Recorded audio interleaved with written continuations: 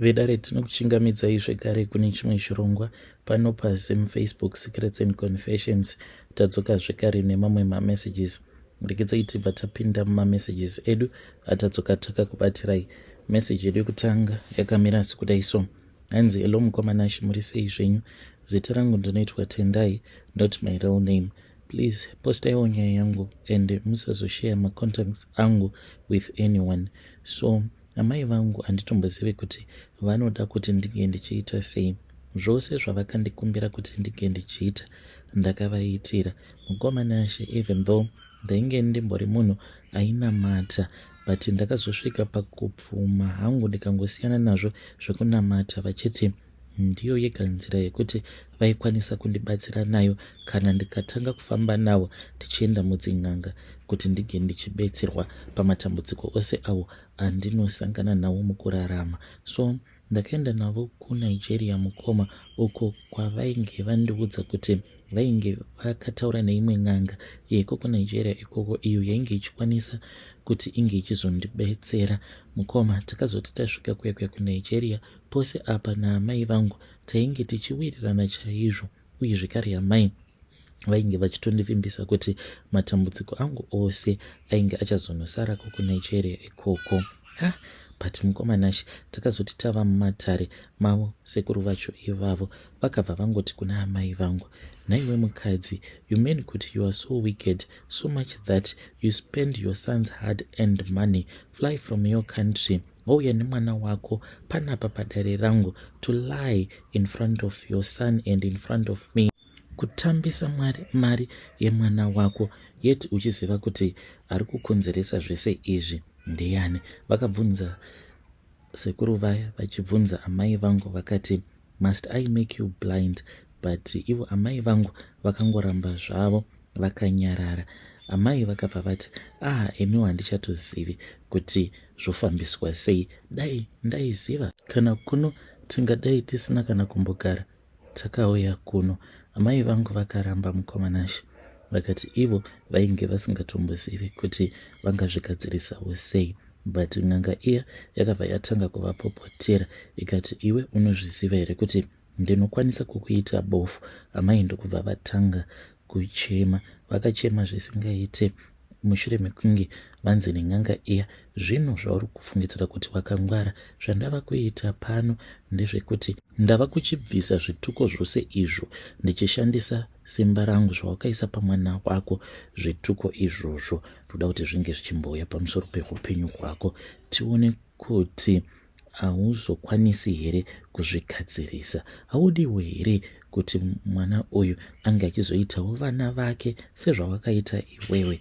Why uchimushovera zvakaipa iwe? Why do you want him to carry the burden that you never carried? Amai vangu vakachema mukoma, vakasvika pakupfugamira n'anga iya vachiti, please musaita saizvozvo. Zvino mukomana She pavakazoti apo pavainge vava kuda kuti vange vachibvisa zvituko zvainge zviri pandiri, vakangotarisana naamai vangu zvekuti kana ndega ndakavhunduka mukoma, vakatarisana seshumba dzainge dzichida kurwa.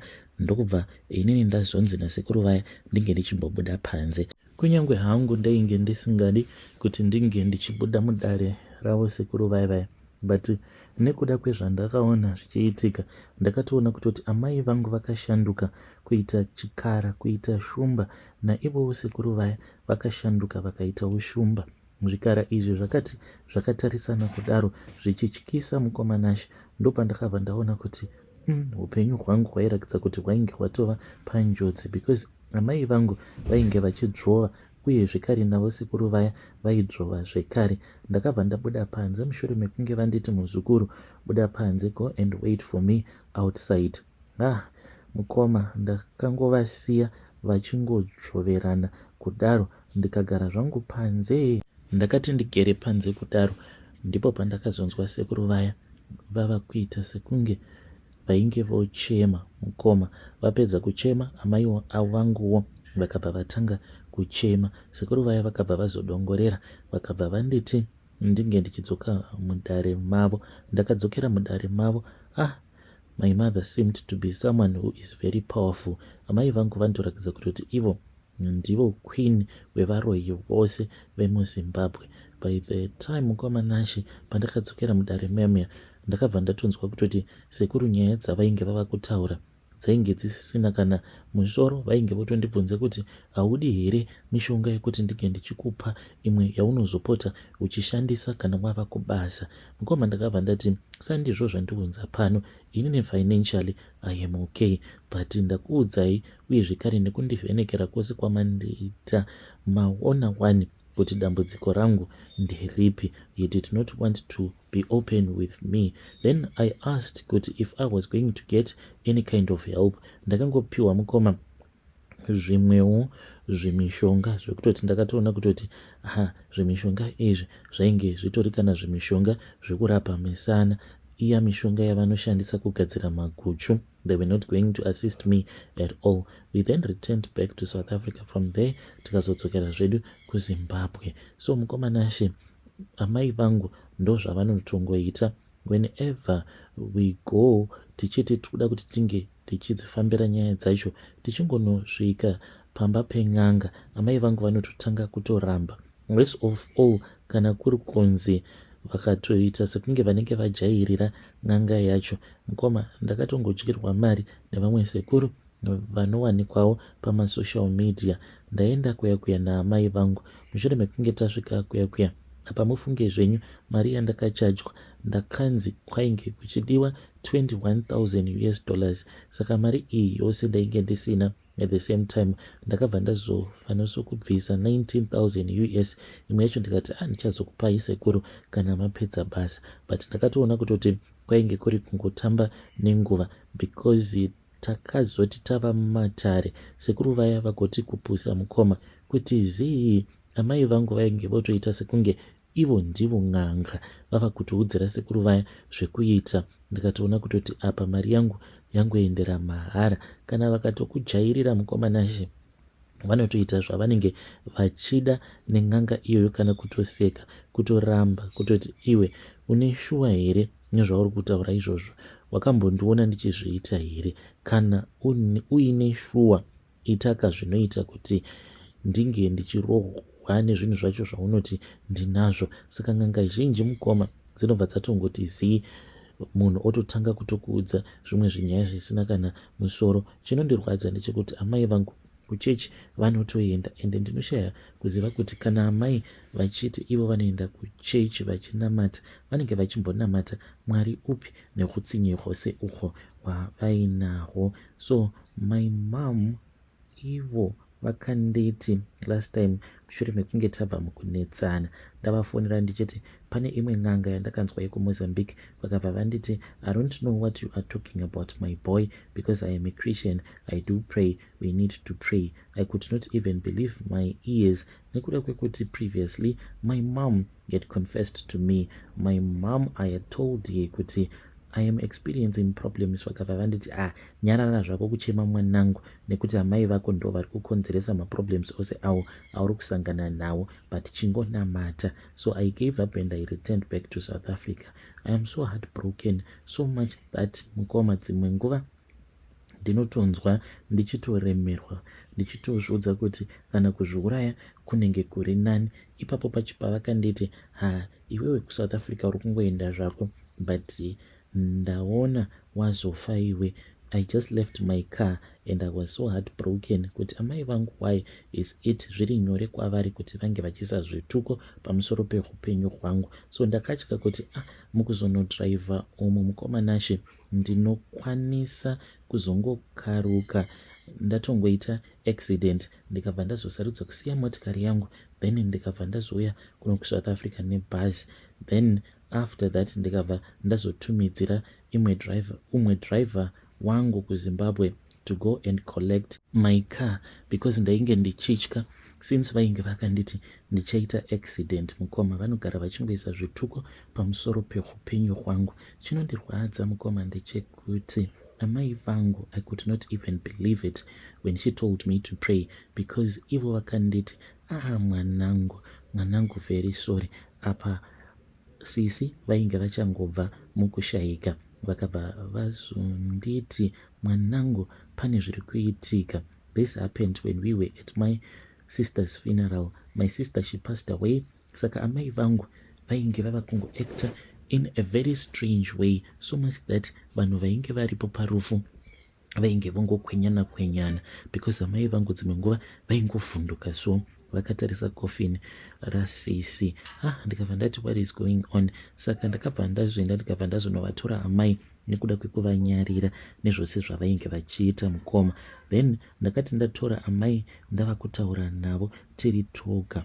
Amai vakabva vanditi sisi vako vachiri vapenyu, uri kuzviziva here? Ndikabva ndati mama hazvitaurwe izvozvo. Vakabva vanditi iwe Rudo urimo mukofini umo, not your real name. Ndikabva ndati mama nyararai kani, musadanidzira, muri kuzama kuti kudiko. Vakabva vanditi Rudo hanzvadzi yako avete mukofini umo but haana kufa. Vanhu vari kufungidzira kuti afa, haana kufa. Handeione apa vainge vava kutondidhonza vachida kuti tinge tichienda kunovhura kofini. Ndikabva ndati mama musadaro kani, tarai muone kuti vanhu vakatitarisa. Ivo amai vakabva vanditi the reason as to why inini ndiri kukuudza kuti mwana wangu uyu haana kufa, akangorara zvake, it is because ipapo pacho pandakatumidzira zvinhu zvangu kuti zvinge zvichienda kunomuuraya Rudo uyu, hazvina kunyatsokumupedzisa. Chimwe chacho icho chakazosara chava kupedzisa basa, hachina kuita basa racho nemazvo. Iko zvinhu zvindopandava kutoona kuti Rudo uchiri kufema, saka ndikufanira kuti ndige ndichimupedzisa Rudo uyu. Ndikabva ndati mama musadaro kani, mama musadaro. Amai vakabva vati mwanangu iwewe usati watombozvarwa mani, zvinhu izvi ndainge ndatogara ndiinazvo. So ndakabva ndazotora amai ndikabva ndazopinda navo mumotikari. Amai vakabva vazonditi pavakauya kuHarare vainge vachishandira umwe murungu. Amai vangu ivo vanobva kuMozambique, saka vachishandira murungu iyeye samaid. Hanzi murungu uyu akatanga atorerwa prazi. This was even before hondo dziya dzeminda. Saka akati atorerwa prazi ndokubva atanga kugara kumain house yake yemuHarare kwainge kuchishanda amai. But muovheti uyo ainge akamutorera prazi akabva azomutevera zvekare, akabva azomutorera imba yake yemuHarare.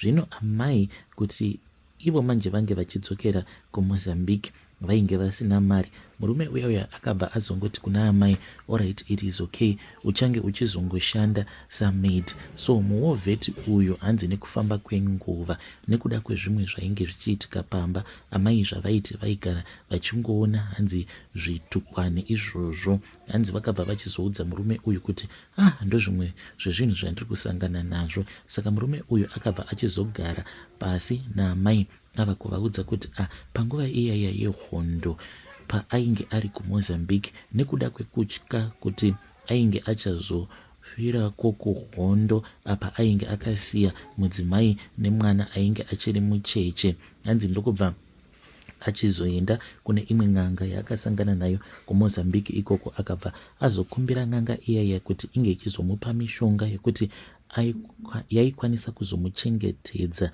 kuzonosvika hondo ichizonopera. Saka muveterani uyu hanzi akaudza amai vangu kuti n'anga iya yakabva yazoenda naye kumakuva, akabva azonzi aifanira kuti ange achizonorara pamusoro peguva asina kana chaainge akambopfeka. Apa hanzi kwainge kuchinaya musi wacho iwoyo, saka akazorara usiku hwose avete pamusoro peguva.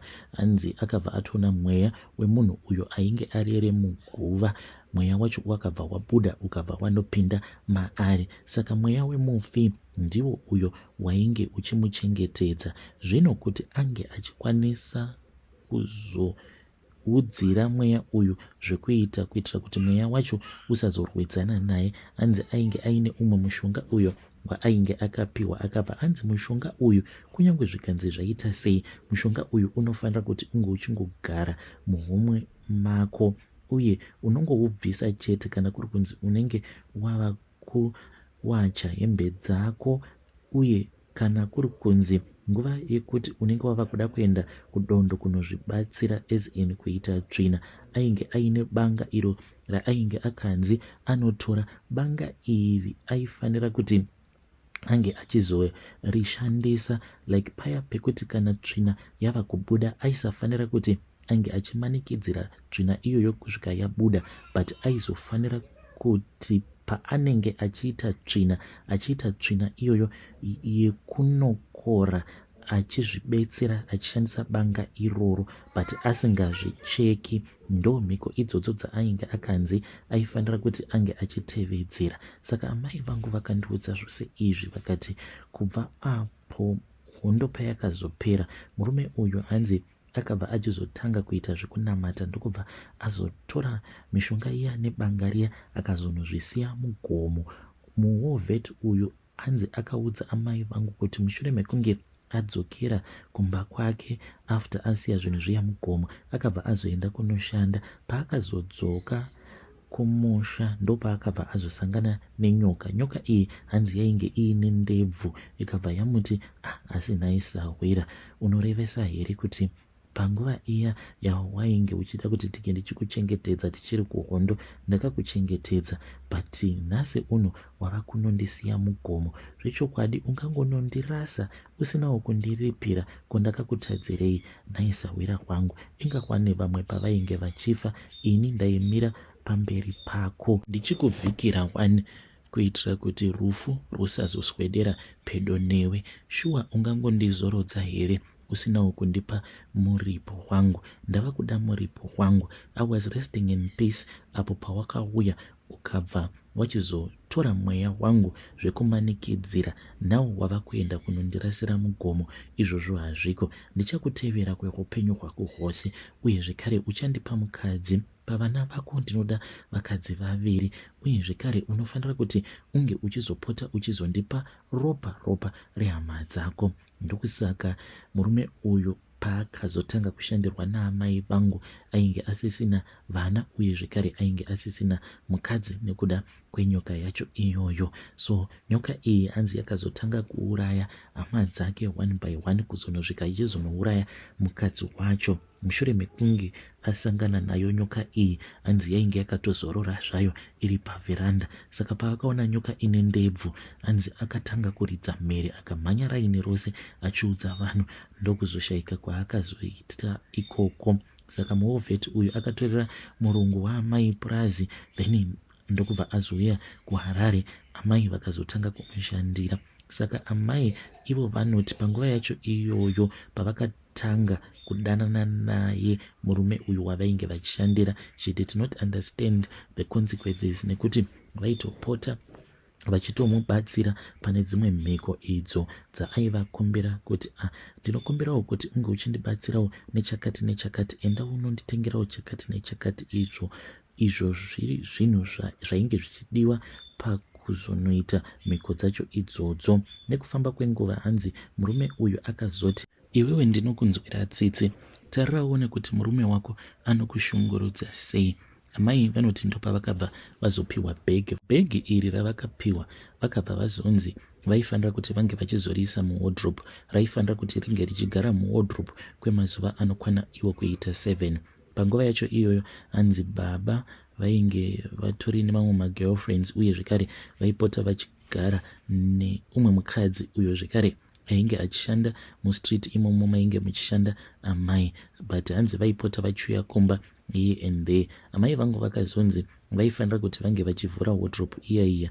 Vakazoti vavhura wardrobe, hanzi vakabva vazoona kuti mainge muine murwi wemari, asi vakati vachiri vakatarisa mari iyaya, ndopa vakabva vazoona kuti painge paine kamwe kadhara aka hanzi kakazongonyuka, ndokubva kazogara pamusoro pemurwi wemari. Aka kadhara aka hanzi kakabva kazoburuka, ndokubva kazotanga kufamba kachingotarisa amai vangu. Hanzi kaiva nemamwe mazindebvu ainge akareba zvekuti kachifamba mazindebvu iwawo aita kunzvenzvera pafloor. Kadhara aka iko kakabva kati, mari iyi ndeyangu, ndini ndakupa. Zvino kana ndirini ndakupa mari iyi, ziva kuti kubva muzuva ranhasi ndatova mwari wako, uchange uchizondinamata, uchange uchizoita zvose izvo zvandinenge ndichida kuti unge uchizoita. Mari iyi handikutendedzi kuti unge uchipa hama dzako mari iyi, handikutendedze kuti unge uchiita zvaunonzwa kuda iwewe nekuita nayo mari iyi, asi unotanga wandikumbira kana zvichiita ndobva ndakuudza kuti uright zvinoita, and you have to take care of me. Amai vanoti ivo she panicked and she rushed back. Ndokubva vanoudza murume uya wavainge vachishandira. Vakabva vazopiwa rimwe bhandi iri vakabva vanzi vaifanira kuti vange vachizoriisa muwardrobe, but vaisatoziva kutoti bhandi iri ndiyo nyoka iyo yainge yakaonekwa naye muovhetereni uyu, iya yainge iine ndebvu. Ndo bhandi racho ravakapiwa, yakazoshanduka mukoma. So mushure mekunge vazodzoka kumba vakabva vazoona kuti chimunhu chaicha chainge chanyangarika, but mari yainge ichiripo. Then ndokubva vazongoisa bhandi riya muwardrobe. Nekufamba kwenguva hanzi zvidhoma izvi zvakabva zvazotanga kuti zvainge zvichida ropa rababa vangu. Then amai vakabva vachizotaurirana nazvo zvinhu izvi. Mushure mekunge isusu tazozvarwa baba, ndipo pavakazoshayika, but tainge tichiri vana vadiki. Baba vangu vainge vari munhu aifamba achichera migodhi iya yekare. Mukomanashe ndo mafiro acho iwawo akaita baba vangu. What surprised people was that baba vangu vakawira mumugodhi uyo mugodhi wavainge vachichera, but mugodhi wacho wainge usina kana kumbodzika. Asi chakazoshamisa vanhu ndechekuti mutumbi wababa vangu wakashayika. Apa mugodhi uyu mukomanashe hanzi wainge wakangodzika almost 3 meters. Vainge vachiri kuchera vachidzika zvavo, but vainge vachera for about 3 meters. Ndo pavakabva vachizongofa mutumbi wavo. Hanzi vanhu vakatoutsvaka vachautsvaka, but wakashayikwa. Mushure mekunge vaona kuti mutumbi wababa wainge wanyangarika, bhutsu dzoga ndo dzakaonekwa. Ndipo apo vanhu pavakabva vachizongoti ndiro richazotongova rinda rake iro riri. Then ndokubva vatofushira mugodhi uya baba ndokutovigwa kwavakaitwa, kushaya kuziva kuti vakabiwa nezvikwambo here kune kwavari here. Saka amai ndokutondiudza kwavakatondiita ikoko kuti ivo vakaromba. Mukomanashe amai vangu, I can safely say kuti she is a multi-millionaire. Mai vangu vanofarira zvekurima, vane maprazi akati wandei, because vakazobatsirwa naye muovhetereni wacho iyeye kuti vange vachizowana mamwe maprazi, mamwe aitorerwa varungu, mamwe ndiwo avakazoita ekutenga. Mukomanashe ndisingadi hangu kuita get into detail, amai vangu vane maprazi anotodarika kuma 23 maprazi avainawo, munhu wekuti vane mari. Saka amai mushure mekunge vandiudza zvose izvi vakabva vatongotanga kuchema,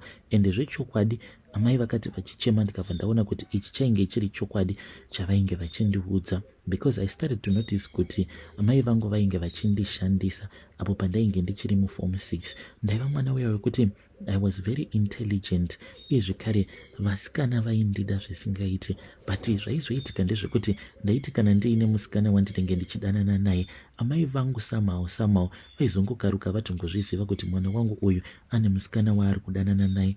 Vaizondituka sei mukomanashe. There was this other day apo pandakauya pamba nemusikana wandainge ndichida.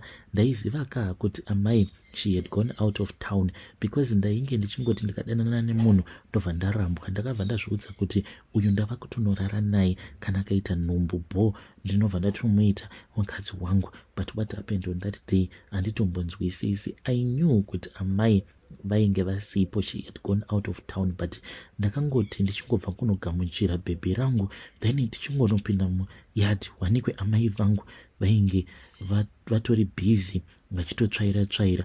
Vakabva vanditi iwe ndianiko iyeye wauinaye? Ndikabva ndatoti mama, muroora wenyu ka uyu. Amai vangu vakaseka mukoma. Munoziva kuti kuseka zvezvo zvekuti unoshaya kana confidence, kupera power.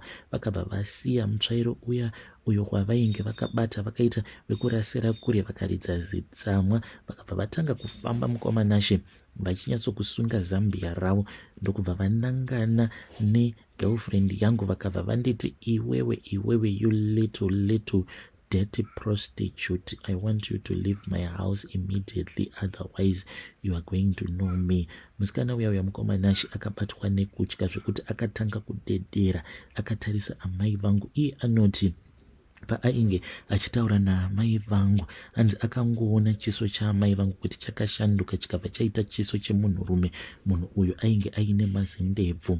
Then she ran away. Mukomanashi akati achibuda gedhi ndakabva ndatanga kuchema. Amai vangu vakauya vakabva vandirova mupama, vakabva vati you are not a man, you are very weak. From there on Mukomanashi ndo pandakatanga kuona kuti amai vangu vainge vava kusandifarira. Before this vaindifarira chaizvo. So from the moment amai pavakatanga kundirakidzira kuti vainge vava kusandifarira and I was no longer a favorite amongst his sons, ndo pandakatanga kurota hope dzainge dzichityisa. Ndaitorota amai vangu vaitouya kwandiri. Dzimwe nguva vaiti kana vakauya vava vanditi mwanangu kune kwandiri kuda kuti tinge tichienda. So sezvo ndaiziva kuti amai vangu physically we were no longer that close, saka ndaibva ndatofara paya kuti ndiri kufanira kutoti ndinge ndichitomboendawo naamai toendawo out, maybe we can bond again. But ndaizoshamisika manje kuti taibva tazoenda pane imwe hotel. Taiti tasvika pahotel paya amai vaibva vazonditi uya kunoku. So taibva tazonopinda mune imwe room iyi ndaitoona kutoti inenge yakazara maprotector, ichirakidza kutoti vamwe vanhu vanenge vatopindamo murumu imomo vatosika bonde, because vamwe vacho vaingosiya maprotector anenge akashanda kunyange pafloor pamubhedha. Saka ndaibva ndati no mama, murumu umu imimi neni hazviite kuti tinge tichipinda murumu makadaro. And she will get angry. She will change Mukomanashi into this creature that is very hard to explain. She would be following me everywhere, muhope dzangu, trying to sleep with me. To this very day, Mukoma, ever since I got married. I have since gotten married to 3 women, Mukoma, but ndo zvinongoitika ndinotorota ndichitosika bonde naamai vangu. The first time that I had a nice wedding, me and my wife takatanga kugara tose, then kuti anga achibatira pamoviri Mukomanashi ma1. I then applied for an international transfer. Ndokubva ndachizoti zviri nani kuti ndinge ndichibuda hangu muZimbabwe. My target was that I wanted to go to Australia since I am working for a multinational company, but I was then transferred from Zim ndokubva ndazouya kunoku kuJoni. That is how I ended up being here. Okay, marriage yangu yakaparara nekuda kwezvainge zvichiitika, ma spiritual encounters, kuona zvimwe zvinhu zvisinganzwisisiki like my wife ndo zvaindiudza izvozvo. We broke up. Saka ipapo handina kuda kubhiliva kuti indeed ndo zvinhu zvaainge achiona. Iye aiti masikati kana asara paya ndaenda kubasa, hanzi aiti kana akangorara aibva atanga kuona mumba muchipinda zvimwe zvipuka zvinenge zvichinanaira, zvimwe zvichiita kunge makonye, zvobva zvatanga kudya chikafu. And zvechokwadi Mukomanashi, chikafu chaingopera, so zvainge zvisingambonzwisisiki. When I came here Mukoma, so there was this other student Mukoma ndainge ndichimuda nemoyo wangu wose, and we then started dating. She was a South African woman, so we started staying together. When I had finalized my divorce with my ex-wife, inini nemuSouth African uyu ndokubva tachizoroorana. When we got married Mukoma, ndo pakatanga mademonic attacks. Mukadzi wangu Mukoma akarohwa Mukomanashi paakandiudza the first time kuti iwe masikati ndati ndichida kuenda kunogeza, ndangomuka so ndikabva ndanzwa musoro wangu wava kutema, but mushure mekunge ndaona ruoko rwandirova chibhakera. Ndakati zvimekuda hameno, but ndakatoona kuti ainge akatokuvara mumusoro umu. Fast forward Mukomanashi, taiva vanhu vaive kuti iye like aifarira kuona maromantic movies like your Jennifer type romantic comedies.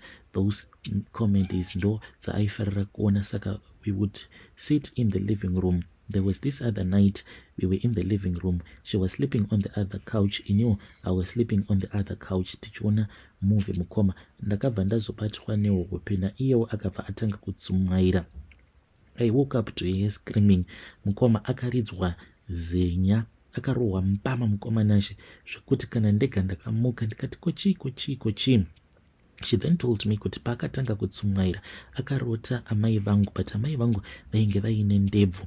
vakabva vazofamba vakabva vauya vakabva vamurova mupama. Mukomana she from that day she started to have terrible migraines. Airwara nemusoro zvekuti dzimwe nguva kutoti ange achitoita ball aitonwa kana magrandpa matatu each and every day. She was having severe migraines. Her parents mukoma they went and they consulted nemasangoma emuSouth Africa. Saka sangoma uya akabva azongovaudza kuti imimi kana muchida upenyu hwemwana wenyu chitongomutorai neforce kana kuti munongoita zvokungomunyengerera mobva mauya naye kunoko ndobva ndazomupa mishonga yekuti asazoda kudzokera kumurume. Izvi ndakazotozviudzwa necousin sister yake. Zveshuwa mukoma vabereki vake vakabva vachizouya the following weekend mushure mekunge avaudza kuti ndo zvainge zvaitika. Vakauya mukomana she vakabva vati Nkwasha tanga tichikumbirawo kuti ungochitipa mvumiro because mwana wedu tikufanira kuti tinge tichienda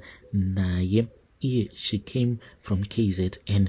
Ndakatovapa mari mukomana she, then I gave them one of my car because vainge vakaita zvokuya nebhazi. I then gave them my vehicle, then they traveled back to KZN. That was the last mukoma that we saw each other. It is really painful for we loved each other. My third wife, it was the same story, but this time it was even worse.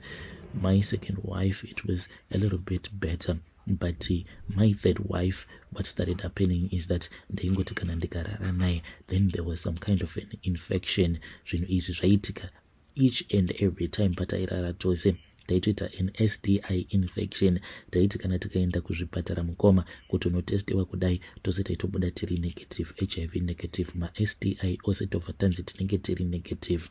So I really do not know kuti amai vangu ndakavatadzirei ku amai zvokuti vanganditambudza kusvika pakadai. So I used to be a Christian mukoma, but ndakaona sekunge minamato yainge isingatomboshandi isingatombondibatsira. Kudzamara ndazobvuma hangu kuti zviri nani kuti ndinge ndichingofamba navo. Chinondirwadza ndechekuti even though ndafamba navo amai vachingobatwa, but amai munhu wayo kuti vari very stubborn, arrogant and vane pride. Dzimwe nguva vanozototi saka zvaudzwa kuti ndiri muroyi saka uchaita sei.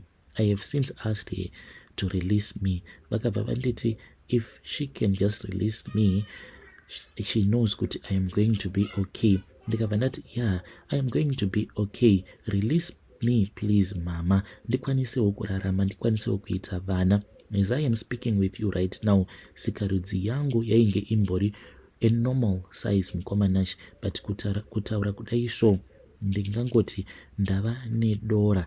I used to have a good-sized manhood, but now it is very small. It has made me to lose confidence. Ndakatarisa kudaro mukomanashi, sikarudzi yangu daily, it was shrinking. I can go with a girl out for dinner, then we have our dinner date, but kana ndikangotanga kungofunga kuti saka musikana uyu paachazona sikarudzi yangu, what is she going to say? What is her reaction going to be like, feeling that ndine kasikarudzi kakaita kadiki kudaro zvokuti mabhora awa akatokura kutodarika iyo sikarudzi. I don't know what else am I supposed to do. Amai vangu nhasi she confessed kuti ndivo vari kukonzeresa maproblems angu, but like always I know kuti the very next day kana kuri kunzi ndikavafonera kana kuita a WhatsApp call ndobva ndaeda dzimwe hama dzavo ndobva ndati mama chivaudzaika zvose izvo zvamakandiudza. Amai vanobva vatoti handina kana chandiri kumboziva ini mukomanashi. Zvinondirwadza mukomanashi because dai zvainzi kune mutemo inotitendedza kuti tinge tichienda kumapurisa, but it hurts me because mutemo wenyika iwo unoti hautendedzwe kuti unge uchiudza umwe munhu kuti uri muroyi. But amai vangu, I know from everything that is going on in my life kuti amai vangu muroyi. I really wish mukomanashi, it is very painful kuti munhu anokuroya achitoziva kuti kunyange akakuroya zvinorwadza zvinengei, there is nothing that you can do about it. Mukomanashi, it hurts a lot because vanonditi iwe evidence yauinayo mani yekuti ndiri kukuroya ndeipi?